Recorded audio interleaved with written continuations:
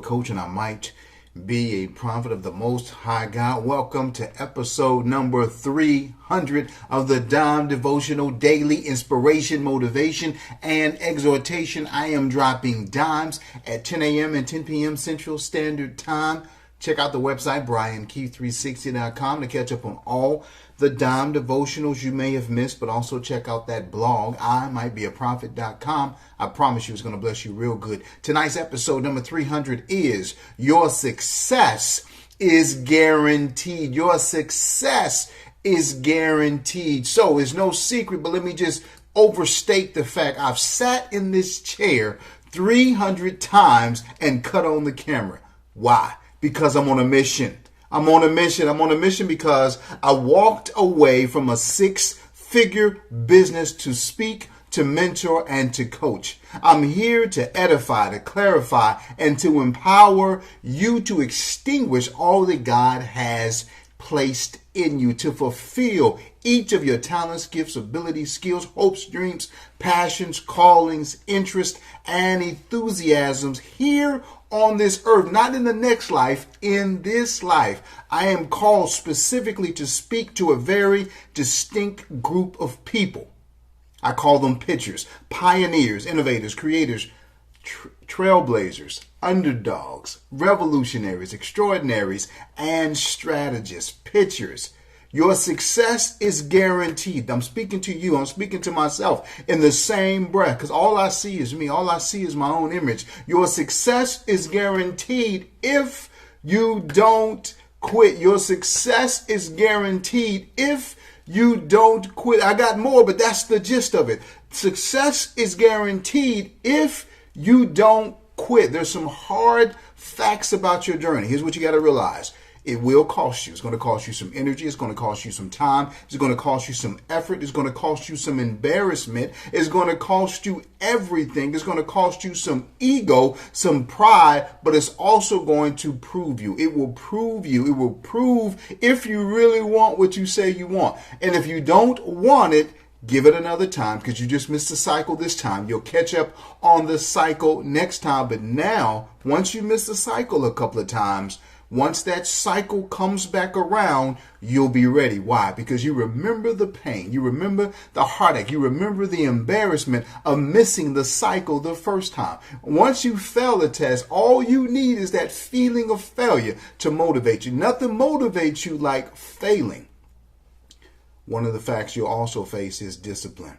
You'll have to discipline. It will discipline you. This journey will cost you. This journey will prove you. And this journey is going to cause you to be disciplined. And what I want to make sure you're clear on, your success is guaranteed if you don't quit. Your success is guaranteed if you walk with God. Your success is guaranteed if you dedicate yourself to your craft. Your success is guaranteed if you search for creative ways to forgive people. Remember, offense is the enemy to your creativity. You can't be offended and creative at the same time. You can't be offended and anointed at the same time. So the secret enemy, or the kryptonite to your creativity or operating in your gift, is to be offended. So you got to find a creative way to forgive other people. Your success is guaranteed if you will not quit. I said that before, but I'm going to continue to say that. Your success is guaranteed if you speak life and not death. Your success is guaranteed if you place mission over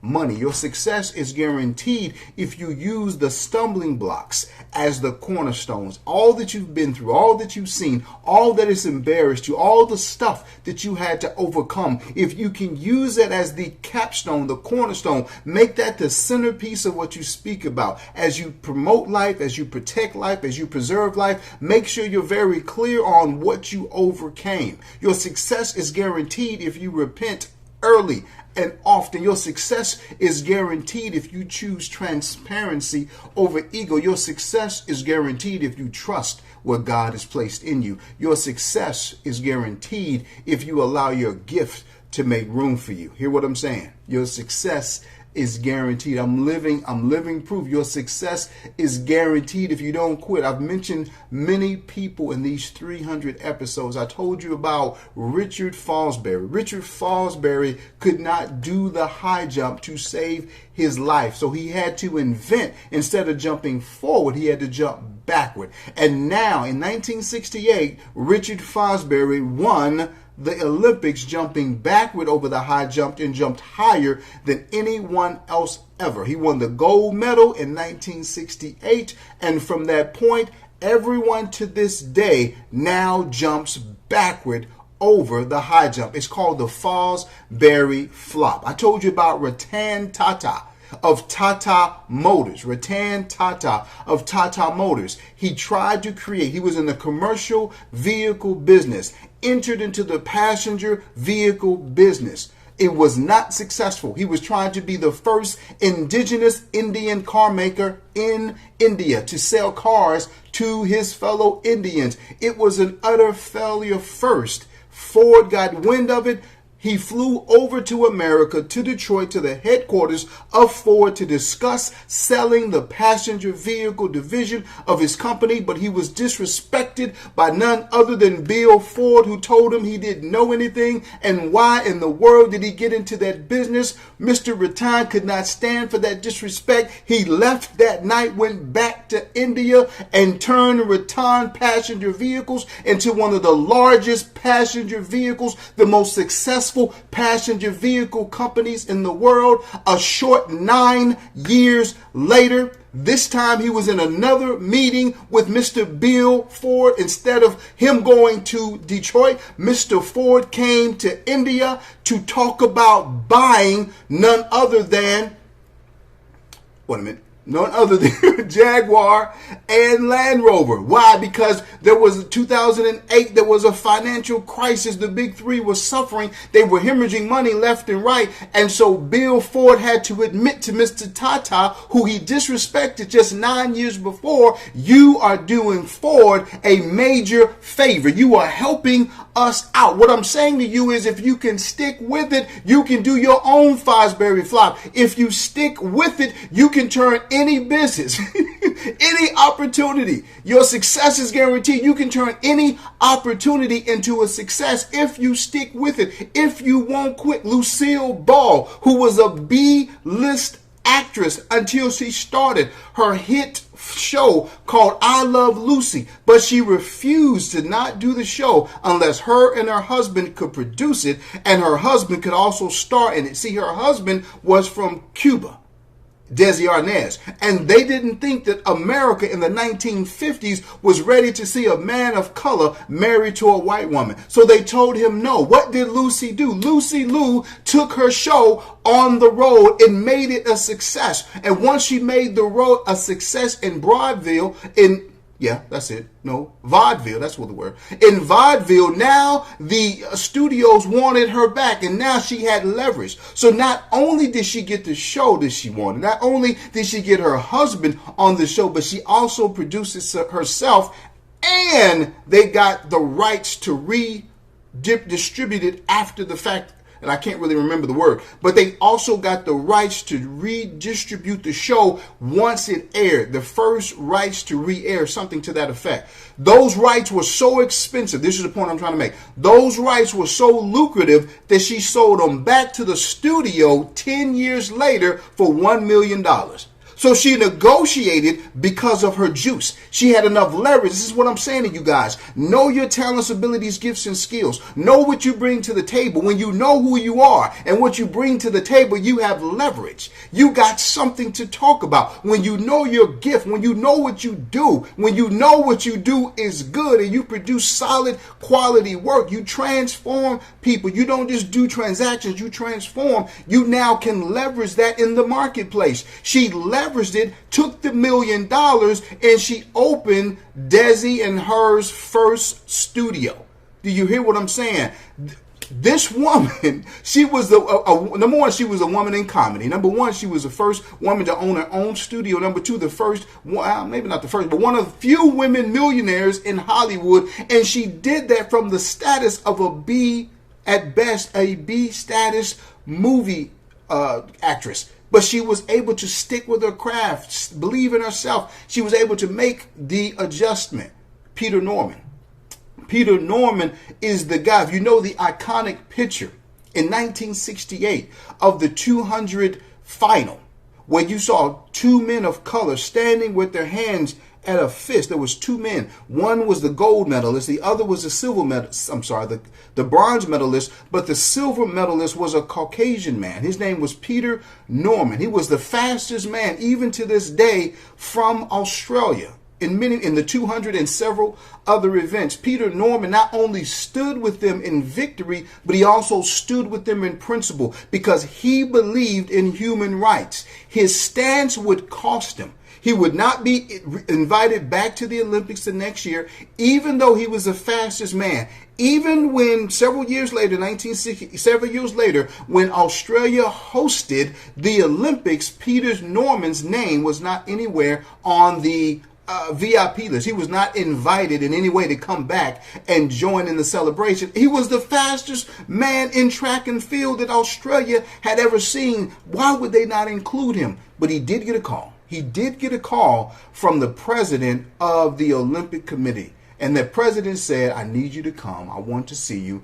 A lot of people want to see you. You are a guest of honor. He goes, he shows up. The president of the committee sends him a ticket, tells him, don't worry about anything. You stay in my room. Everything is covered. When he gets to the ball, in his honor, he is approached by various athletes, athlete after athlete. Athlete Moses Smith, I believe. Athlete after athlete began to approach him and tell them how impressed they were with the feat he did in 1968. In fact, the most important person to approach Mr. Norman was none other than Michael Johnson, the gold shoe wearing 200 fastest man in the world. He told Peter Norman that you are my hero. You are the reason why I run. What I'm saying to you is that even in obscurity, his name was still great. Do what you're supposed to do anyway. Still stand on the power of what's in you. Don't believe anyone who tells you you can't do it. Your success is guaranteed if you don't quit. Last night I talked to you about Lin-Manuel Miranda, who wrote his own script. He wrote the script called In the Heights, and he also wrote a script, a little known script called Hamilton. Hamilton has grossed over $1 billion, and this is what Miranda said. Miranda said, I wrote the script, I became a composer because as a musical theater actor, I wouldn't be able to work. There aren't enough roles for people who look like me. So he had to write his own script. He had to write a script to hire himself. He took a chance on himself. And now not only do you know his name, you know his plays, but he's a millionaire. He changed the trajectory of not just himself, but several thousand people who are now employed, gainfully employed, who've gone on to do great things in other ventures, TV and film and other plays. But if he would have stopped, if he would have quit, if he would have believed that simply because I'm a man of color and there are no roles for me, I'm done. If he would have believed that lie, there would be no Hamilton, and he wouldn't be the success he was. So I got a question for you. The question is this: what will you overcome? What will you gain if you overcome the obstacles? What will you gain if you overcome the obstacles? What will you gain? Your success is guaranteed. What will you gain if you overcome the obstacles? I'm almost done. I'm almost out of your hair. Efficiency and effortlessness. You get things done faster with less energy. If you keep perfecting your craft, if you keep doing the work, you're going to get better and better and better and better. And the better you become, the more clear you are on what you do and the more efficient you become.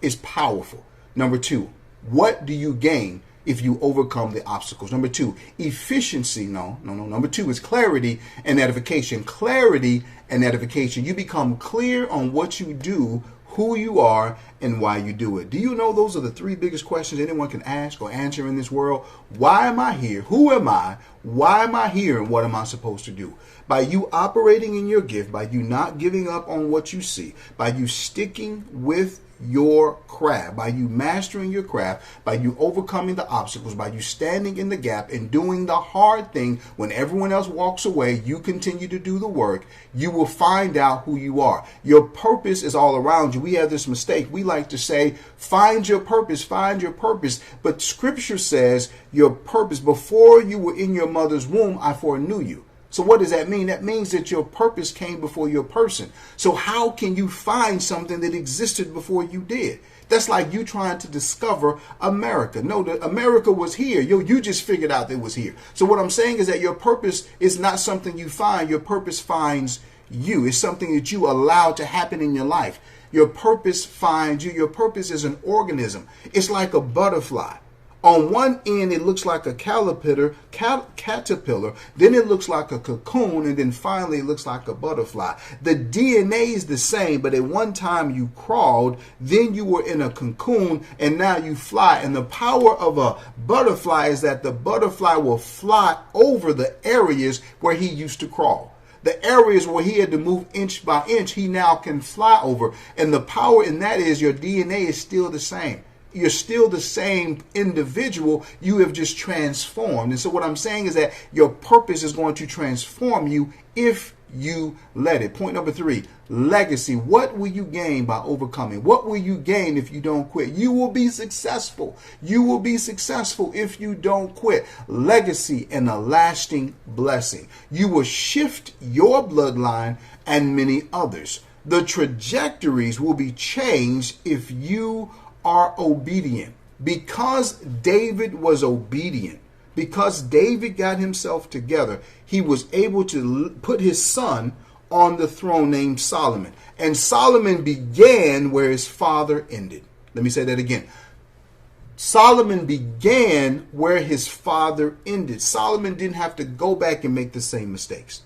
He didn't have to do that. He was able to start right where David was and build from there. And if you recall, there was no one wiser or wealthier than Solomon. So what I'm saying is that the enemy is not after you. Your success is guaranteed if you don't quit. The enemy is not after you. He's not after you. He's after the people that are going to be blessed by what you do, what you say, and what you create. He's after the people in your bloodline. He's after the people who will be affected by your talents, abilities, gifts, and skills. He's after what you create. He's trying to kill your bloodline. Do you guys remember the movie The Terminator? The Terminator movie. The reason why the Terminator went so far into the future, or better yet, the past, is because he was trying to kill, I believe his name was John Connor. He was trying to kill the mama, because if he killed the mama would never have the son, and the son would never grow up and be this amazing conqueror. I wish I had the names and all the things together, and I probably should have researched that before I mentioned it. But the reason Sarah Connor was the mama, and I believe John Connor was the son. And so the Terminator went into the past to try to change the future. That's what I'm saying to you in terms of in the spirit realm. There is something after the legacy that you're going to produce. There's something after the blessing that's coming from what you produce. There are people depending on you. If you would just do what you're supposed to do, you can change the second, third, fourth, fifth, sixth generation, because you can be someone they can look up to. You can be amazing. What do you believe the MLK or the Kennedys see and have in terms of their belief systems when they look at the greatness in their bloodline? Wouldn't that be amazing to be related to somebody like that? When you realize that your ancestor was Abraham Lincoln or Alexander Hamilton or George Washington, and you realize that their greatness shifted the trajectory. Your family was ordinary in England, but was extraordinary in America. All I'm saying is this: you will succeed if you don't quit. You will win if you don't quit. If you don't stop, your success is guaranteed. If you don't stop, your success is guaranteed. My name is Brian Keith. Thank you so much for listening. I love you.